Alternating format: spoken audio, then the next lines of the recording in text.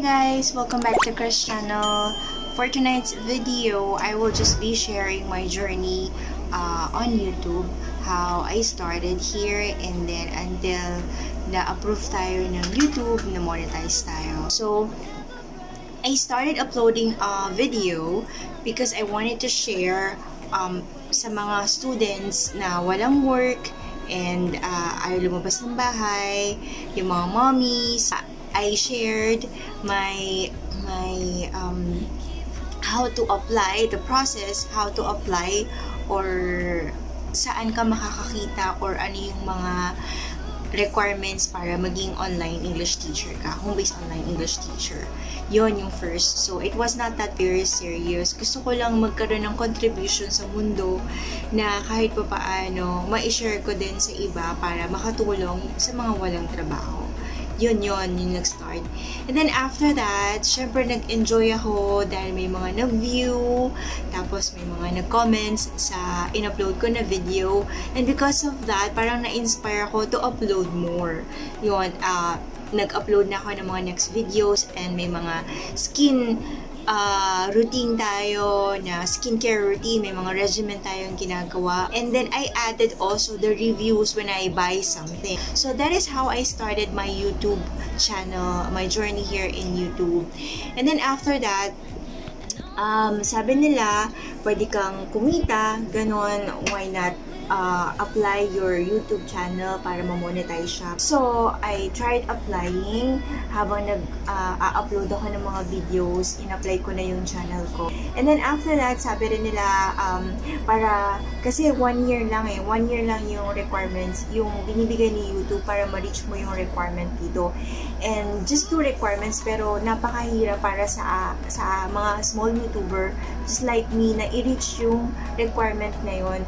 Kasi hindi naman tayo, first of all, we are not that so famous, hindi naman tayo artista, wala naman tayo sa politics, hindi naman tayo, in short, hindi naman tayo kilalang tao para magkaroon ng maraming views, diba, magkaroon ng maraming subscribers. So, didiskartehan mo talaga kung paano mag-grow yung channel mo. Nandun na yung nag-join ako sa live stream para i-promote yung channel ko, nakikipag-friends ka ron, para magkaroon ka ng followers.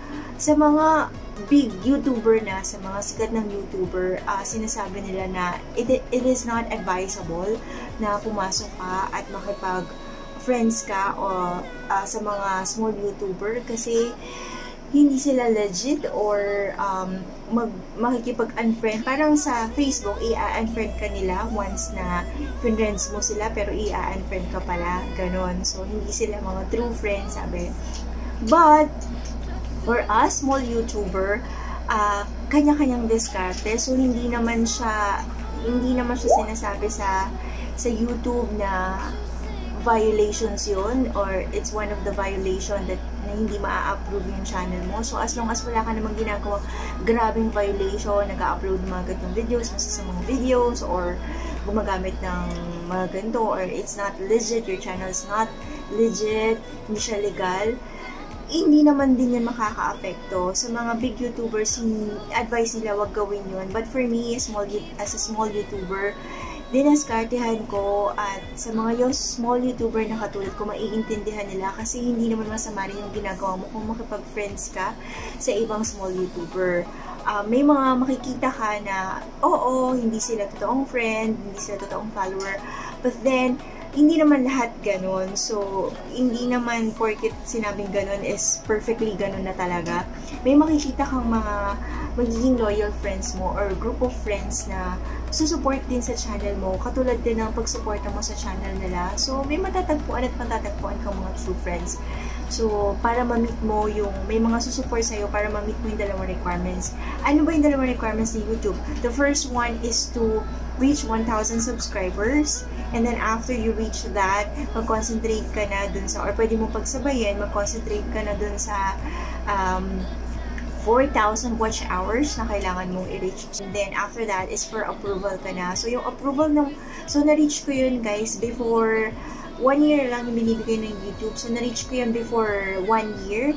Mag-1 year na ako next month. So, na-reach ko na siya. This video is a little bit late kasi siguro na-monetize ako last month pa. So, ngayon lang ako nagkaroon time na para i-share yon. So, mapapanood niyo yung mga last videos ko na meron na siyang ads kasi matagal, hindi naman ganun katagal, pero late nga tong video na to kung i-upload ko. So, ayun, hanggang sa, nag-wait ako siguro 5 days. Iba-iba kasi nung sinabi na nila na congratulations, you have reached the 2 requirements, that is the 1,000 subscribers and the 4,000 watch hours. So just wait for the approval. If you don't have any violations on YouTube and you don't have any problem on the videos that you have uploaded, so there will be no problem naman na ma-approve ka. So, ayun, nag-isip ako, naku, wala ba akong na-violate na ganito? Wala naman, sa naaalala ko, wala naman. So, nag-wait ako, and then yung iba, yung mga ibang naging friend ko na small YouTuber, sa kanila is just nag-apply sila for monetization para ma-approve sa YouTube, magkaroon ng ads, that is the meaning of that. Para maka-start ka na earning money on your channel. Nag-start sila to apply siguro in the morning and then at night na-approve na sila. But for me, in my case, yung iba naman 3 days, but for me, it lasted for 5 days. So, 5 days bago ako na-receive. After 5 days, na-receive ko siya through my email. And then, natuwa ako kasi meron na siyang ads, meron na siyang advertisement. Yun, so that is how my journey started. It's not that easy na once your channel's been monetized and then after that, dolyar na yung, or sobra na yung kikitain mo sa YouTube. No guys, hindi naman tayo kikita ng ganun katulad ng mga sikat na vlogger na kilala natin. Wala tayong mga trending videos.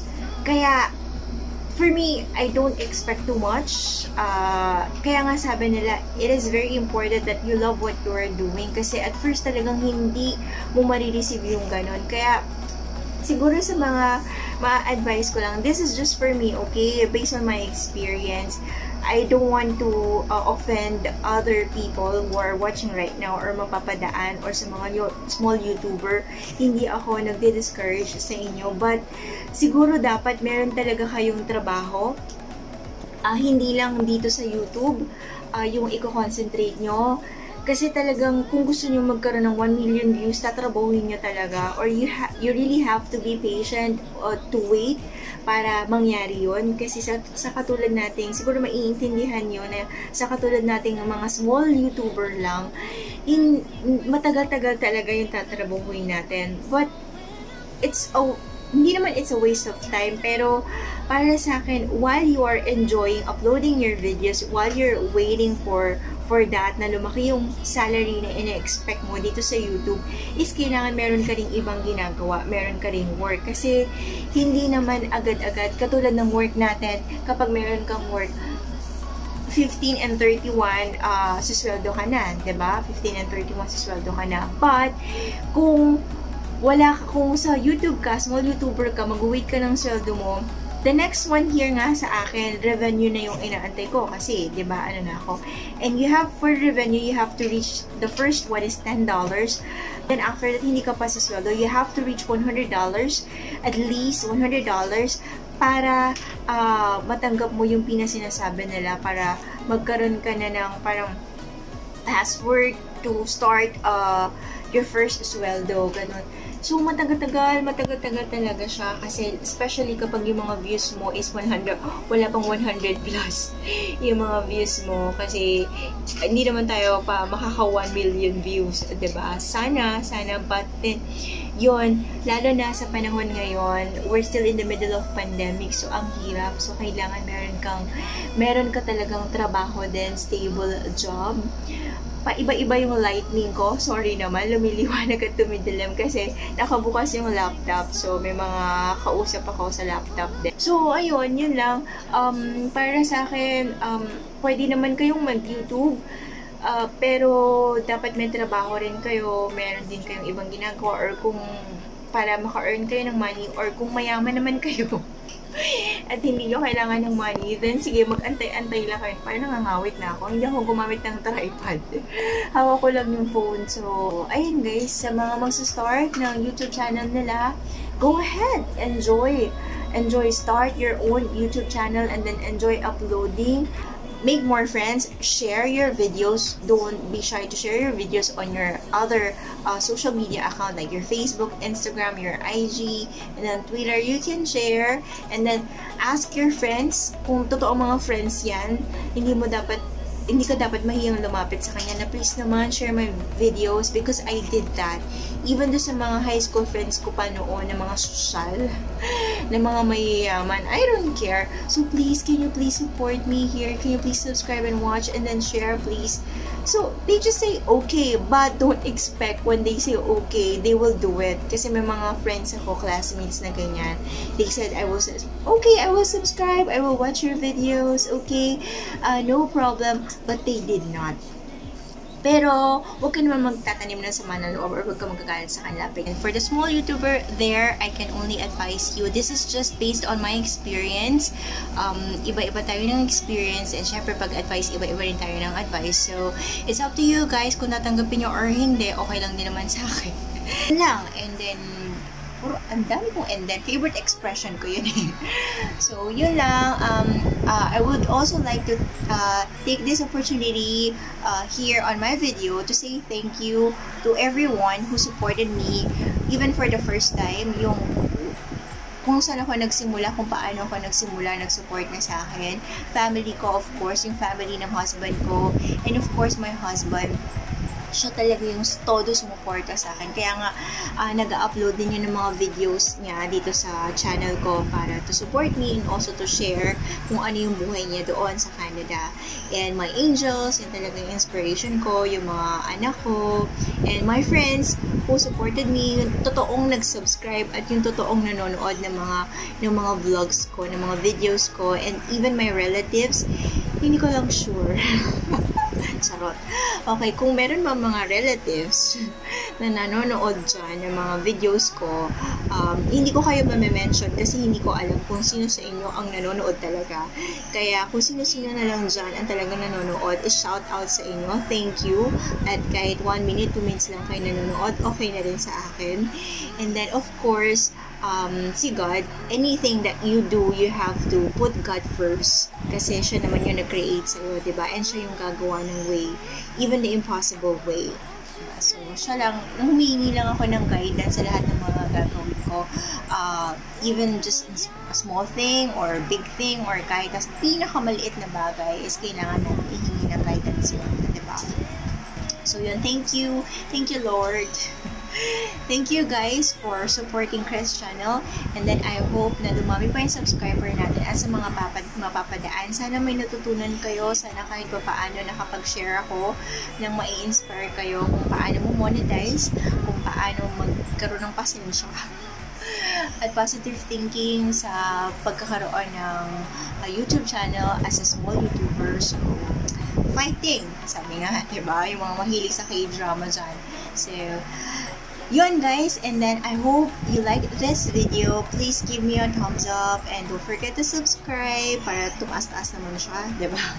And then of course, click the bell icon, the bell button, para naman ma-notify kayo ng mga new vlogs natin. Okay? So, I hope keep safe everyone, and I hope to see you on my next video. Bye! Kita-kits sa Chris channel again. Godspeed!